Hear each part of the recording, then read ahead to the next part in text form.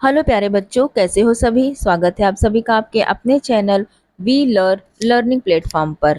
आज हम पढ़ने वाले हैं वाक्य विचार, यानी कि आज हम जानेंगे वाक्य किसे कहते हैं और वाक्य कितने प्रकार के होते हैं। तो चलिए शुरू करते हैं हम अपनी क्लास को। सबसे पहले हम जानेंगे वाक्य किसे कहते हैं और इसके कितने खंड हैं।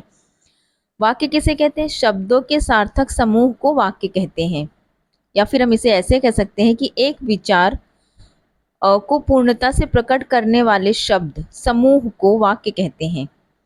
अथवा हम इसे ऐसे भी कह सकते हैं कि शब्दों का ऐसा समूह जिससे कहने वाले का अर्थ स्पष्ट हो जाए, उसे वाक्य कहते हैं। वाक्य यानी कि हम जब किसी से बात करते हैं, जैसे कि मेरी और आपकी अगर यहाँ पर कम्युनिकेशन देखे हो रही है, तो मैं जो भी बातें आपसे कह रही हूँ, ये क्या है? ये हमारे वाक्य हैं। और कैसे हैं? सार्थक, यानी कि मैं कुछ कह रही हूँ जिसे आप समझ पा रहे हैं। तो ये क्या हुए? ये हमारे बीच का कम्युनिकेशन हुआ, वो भी कैसा? सार्थक, यानी कि समझने योग्य, जिसे हम और आप समझ पाए, उन्हें ही हम क्या कहेंगे? वाक्य। उदाहरण देखेंगे। रमेश दिल्ली जाता है, ये कैसा वाक्य है? एक अर्थपूर्ण है, सार्थक है, और कोई कह रहा है तो सामने वाला उसको समझ रहा है। वाक्य के खंड। वाक्य के दो खंड निम्नलिखित होते हैं। क्या क्या होते हैं? एक उद्देश्य होता है और एक विधेय होता है। उद्देश्य क्या होता है किसी वाक्य में? वाक्य में जिसके बारे में विधान किया जाए, अर्थात जिसके बारे में कुछ कहा जाए, उसे उद्देश्य कहते हैं। जिसके बारे में कहा जा रहा है उसे क्या कहते हैं? उद्देश्य कहते हैं। जैसे राम दिल्ली जाता है, तो राम क्या है? उद्देश्य।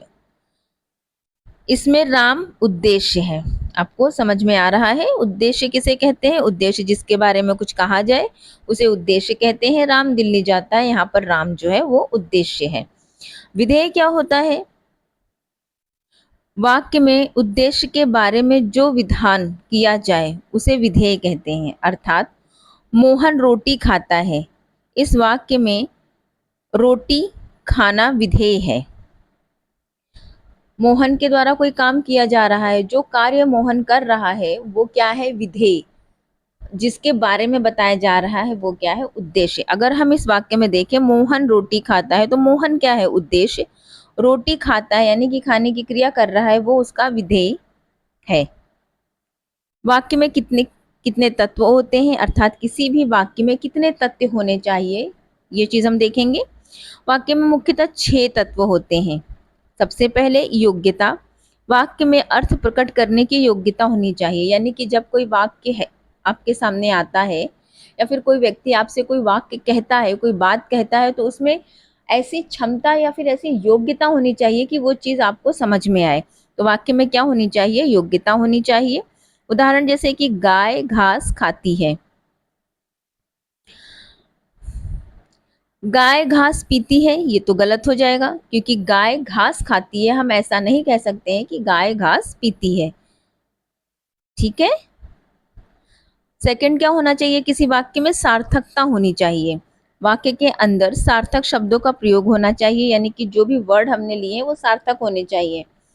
जैसे चाय वाय पियोगे, इसमें वाय सार्थक शब्द नहीं है। जैसे हम किसी को, कोई मेहमान आता है तो हम कहते हैं ना, बैठिए हम आपके लिए चाय लेकर आते हैं, तो ये एक सार्थक वर्ड हुआ। लेकिन अगर हम कहेंगे कि बैठिए हम आपके लिए चाय वाय लेकर आते हैं, तो वाय कोई सार्थक जो है वर्ड नहीं है। इसीलिए सही वाक्य होगा चाय पियोगे। अंडरस्टूड। थर्ड होना चाहिए आपका आकांक्षा।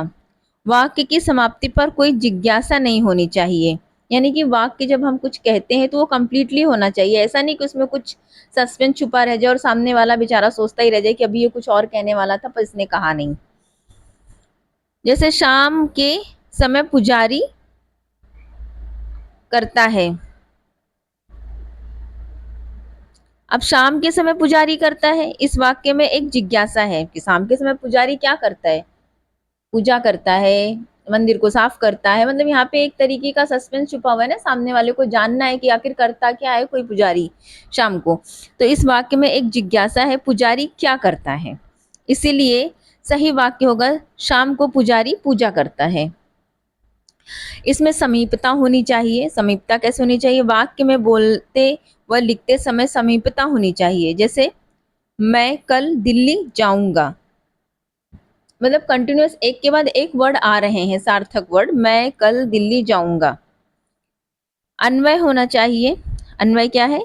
वाक्य के सभी पदों में कर्ता और कर्म के अनुसार मेल होना चाहिए, यानी कि कर्ता और कर्म। अब जैसे कि हम किसी लड़की के लिए कोई बात कह रहे हैं कि वह नाचती है, तो ये जो सेंटेंस है ये स्त्रीलिंग है। या फिर किसी मेल के लिए हम कह रहे हैं कि वह नाचता है, ठीक है। तो यहाँ पर क्या होना चाहिए? अन्वय, यानी कि चीजें कर्म और उसके कर्ता के आधार पर होनी चाहिए। जैसे लड़की गीत गाता है, ये तो गलत हो जाएगा ना। मैंने कहा कि वह नाचती है, वह नाचता है, तो यहाँ पे हमें सेंटेंस से समझ में आ रहा है कि हम लड़की के लिए यूज कर रहे हैं या लड़के के लिए इस वर्ड को यूज कर रहे हैं। परंतु अगर हम कहेंगे लड़की गीत गाता है, तो ये गलत हो जाएगा ना। तो कैसा वाक्य होना चाहिए? लड़की गीत गाती है। यह वाक्य गलत है क्योंकि लड़की जो है स्त्रीलिंग है। पदक्रम होने चाहिए। पदक्रम कैसे होने चाहिए? वाक्य में पदों का उचित क्रम होना चाहिए। उदाहरण, वह पढ़ता है पुस्तक। ये तो पदक्रम, ये तो वाक्य छोटे छोटे शब्द हैं, परंतु क्या इनका क्रम सही है? यह उचित वाक्य तो नहीं है। सही वाक्य क्या होगा? वह पुस्तक पढ़ता है। हमने देखा वाक्य किसे कहते हैं और वाक्य के अंदर जो है क्या क्या होना चाहिए, जिससे कि कोई भी सेंटेंस है, कोई भी वाक्य है, वो एक सार्थक और जो है सुंदर वाक्य बने, और जो भी व्यक्ति कह रहा है उसका कहना सामने वाले व्यक्ति को समझ में आए। अब हम देखेंगे रचना के आधार पर वाक्य के कितने भेद होते हैं।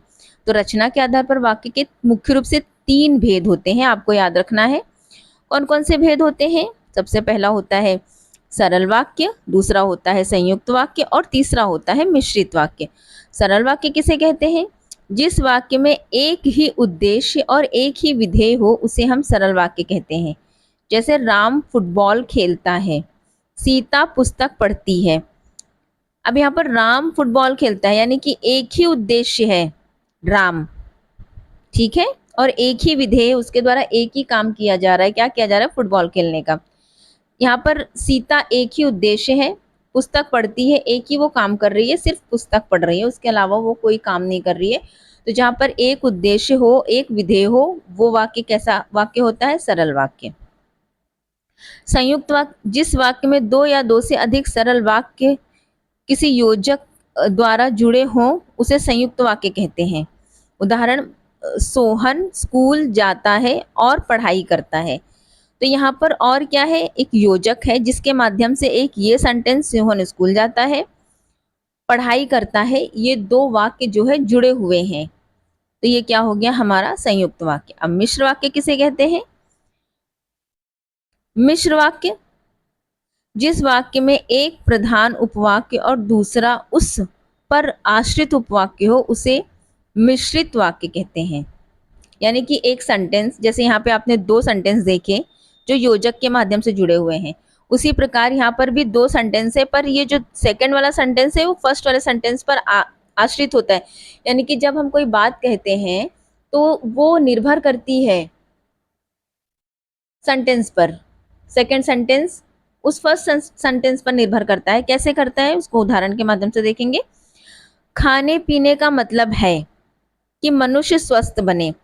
अब खाने पीने का मतलब है, अब इसके आगे ऐसा लग फील हो रहा है ना कि अभी कुछ कहेगा कोई व्यक्ति कि मनुष्य स्वस्थ बने, यानी कि ये मनुष्य स्वस्थ बने किस पर आश्रित है? खाने पीने का मतलब है इस पर। तो ये क्या हुआ? हमारा मिश्रित वाक्य। अब अर्थ के आधार पर वाक्य कितने के भेद होते हैं उसके हम देखेंगे भेद।